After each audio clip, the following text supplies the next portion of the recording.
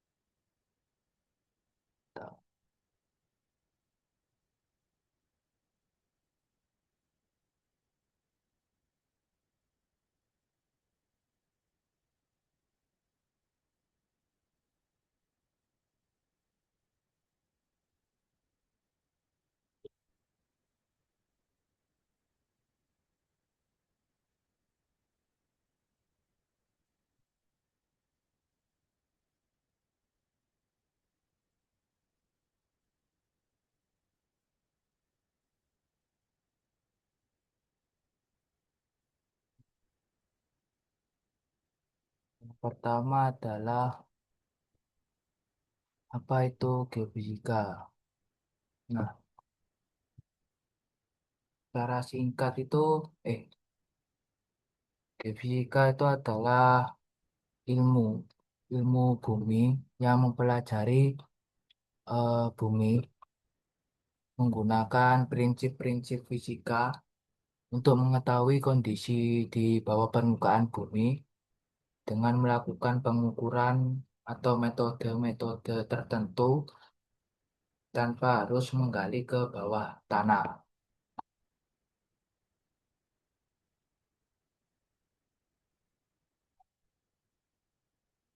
Yang selanjutnya adalah pilar utama. Yang pertama adalah akuisisi data. Akuisisi data itu adalah proses pengambilan data dari lapangan dengan menggunakan metode-metode khusus tadi yang akan saya terangkan nanti.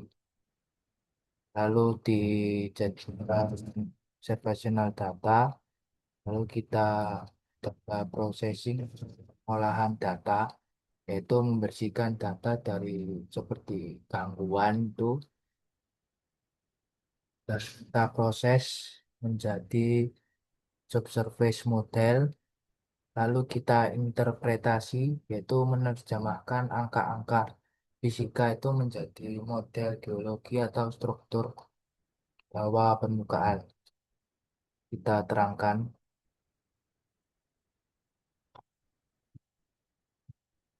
Kelas selanjutnya adalah klasifikasi metode geofisika. Ada dua, yaitu metode aktif, yaitu memberikan gangguan ke bumi untuk mendapatkan data untuk mengukur respon. Contohnya seperti kita pakai palu, lalu dipukul nanti ada gelombang, nah itu kita catat datanya. Yang selanjutnya adalah metode pasif, yaitu mengukur medan alami bumi. Jadi yang sudah ada hanya kita catat. Jadi kayak gravitasi atau magnetik dan kegempaan yang sudah ada secara alami.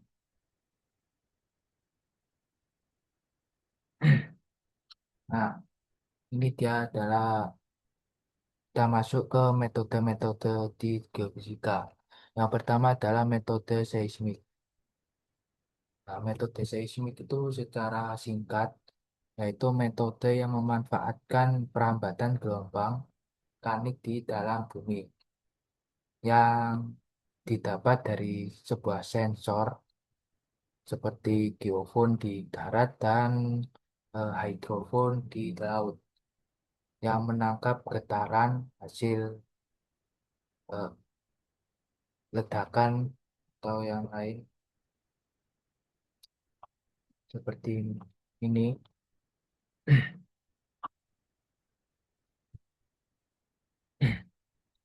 Nah, gelombang itu merambat. Gelombang yang terjadi ini merambat ke das, ke bawah permukaan, lalu dipantulkan kembali atau refleksi ke permukaan. Setelah itu ada sensor yang apa ya, menangkap datanya,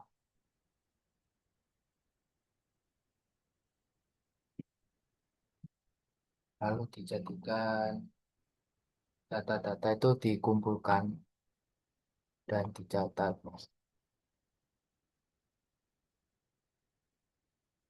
Selanjutnya ada, oh ya, untuk tadi metode seismik itu tadi kita pakai alat utamanya itu dynamic tuh, atau vibroseis, truk penggetar, air gun tuh di laut, dan juga kayak palu godam tuh, palu gadam. Pokoknya palu yang besar itu untuk metode seismik yang aktif. Selanjutnya ada metode gravitasi. Metode gravitasi itu untuk mengukur variasi medan gravitasi di bumi di titik-titik yang ada di permukaan bumi. Titik-titik tersebut dilihat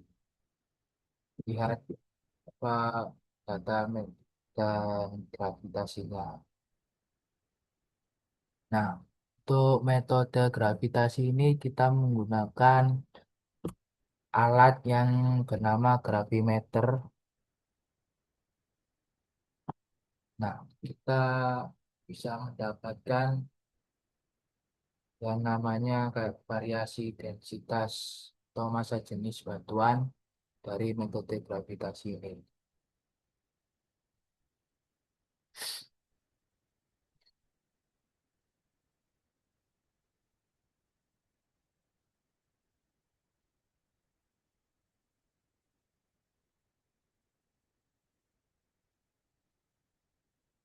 Selanjutnya ada metode magnetik. Metode magnetik itu mengukur variasi medan magnet di bumi akibat sifat kemagnetan bumi. Nah, di metode magnetik itu kita menggunakan alat yang bernama magnetometer, dan kita bisa mendapatkan contohnya itu eh, kandungan mineral ferromagnetik di dalam batuan yang cukup efektif untuk mencari biji besi di batuan dasar. Tuh gambar yang ini tuh bumi itu digambarkan seolah-olah memiliki batang magnet raksasa di intinya, dan garis lengkung ini itu menunjukkan medan magnet yang keluar dari kutub utara, kutub utara magnetik, salah, ini yang secara fisik berada di kutub selatan bumi. Kutub selatan secara geografis masuk ke kutub selatan magnetik. Ya, ya.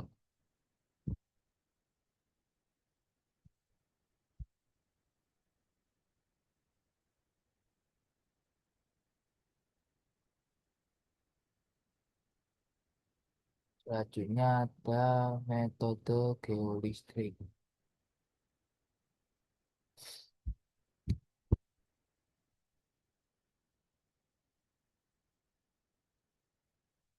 Metode metode ini tuh sering digunakan untuk pencarian air tanah dan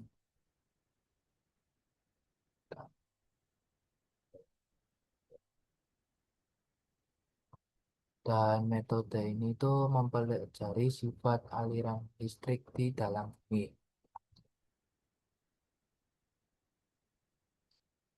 dengan cara menginjeksikan arus listrik melalui elektroda dan mengukur beda potensial di elektroda potensial.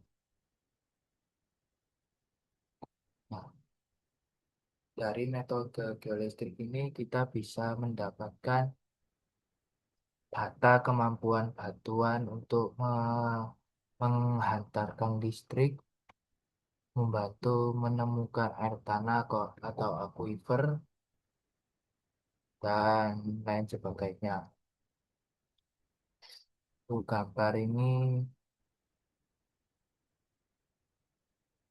dua, dua elektroda dengan C ini di bagian luar mengalirkan arus listrik ke dalam tanah menggunakan baterai. Arus ini mengalir melalui medium di bawah permukaan yang ditunjukkan oleh garis lengkung current lines. Nah, elektroda potensial atau ini yang P di bagian tengah itu mengukur beda potensial atau tegangan yang dihasilkan. Nah, garis ekipotensial atau garis tegak lurus terhadap aliran arus yang menunjukkan daerah dengan nilai tegangan yang cukup sama. Nah, untuk tujuannya itu dengan mengetahui nilai arus atau I dan tegangan, atau kita bisa menentukan nilai resistivitas dari batuan. Tuh, selanjutnya ada metode elektromagnetik.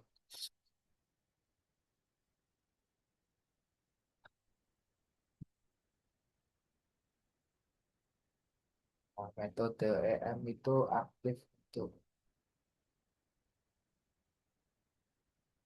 Apa sering digunakan di arkeologi atau utilitas apa yang mempelajari sifat aliran listrik di dalam bumi. Nah, metode elektromagnetik itu kita bisa mendapat salah. Metode elektromagnetik itu bisa kita dapat dari kumparan pemancar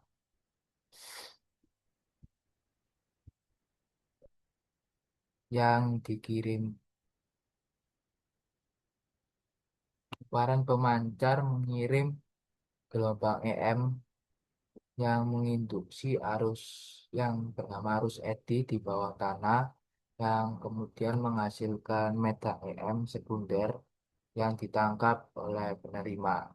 Nah, kita bisa mendapatkan yang namanya nilai konduktivitas tinggi yang biasanya mengindikasikan keberadaan logam masif atau fluida panas di bumi. Nah, untuk alat utama yang kita dapat, yang kita pakai untuk metode elektromagnetik itu bisa dengan transmitter atau receiver,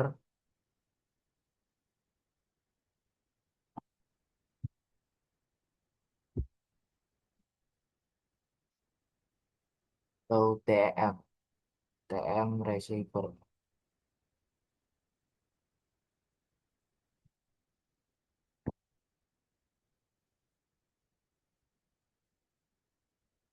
Oh, ada tambahan lagi, jadi metode seismik itu parameter fisis. Ya, parameter fisisnya itu gelombang, kecepatan gelombang, lalu untuk gravitasi itu densitas V, lalu eh, mag-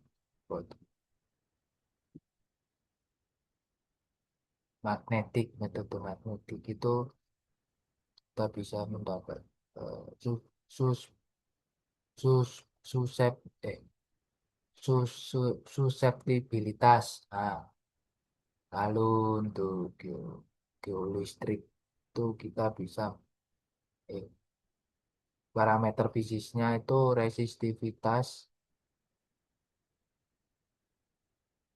dan metode elektromagnetik itu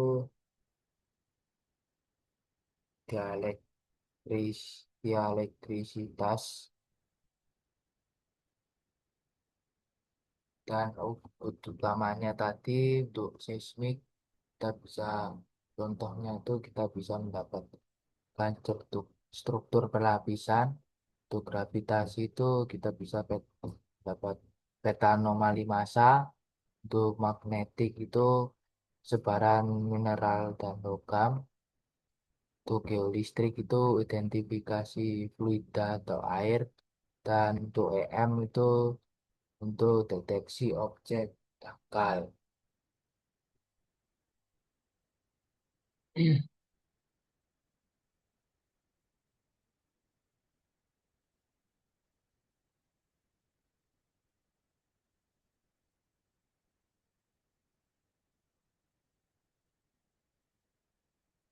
Mungkin itu saja untuk penjelasan dari saya. Kurang lebihnya saya maaf. Assalamualaikum warahmatullahi wabarakatuh.